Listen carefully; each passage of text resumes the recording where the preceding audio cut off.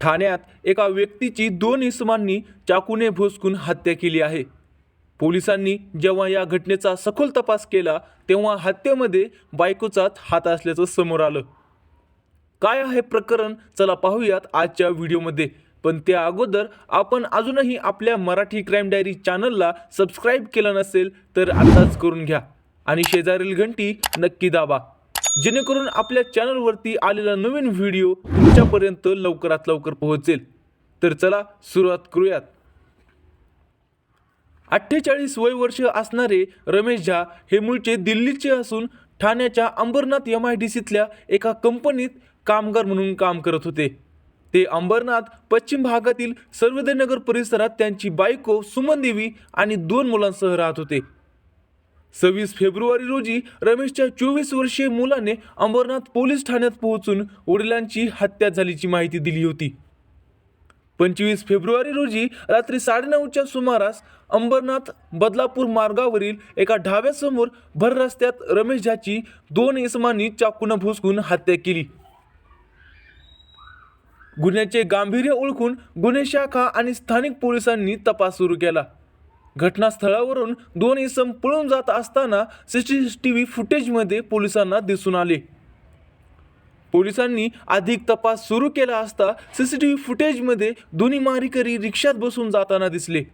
त्यातच पोलिसांना तांत्रिक माहिती आणि बातमीदाराकडून माहिती मिळाली की आरोपी दिल्लीला पळून गेलेत। मग पोलिसांनी तातडीनं दिल्ली गाठलं। आरोपींना दिल्ली रेल्वे स्टेशनवर ताब्यात घेऊन त्यांना सखोल चौकशी केली असता हत्येचा धक्कादायक प्रकार समोर आला। मृतक रमेश झा यांचा 25 वर्षांपूर्वी सुमन देवीशी विवाह झाला होता।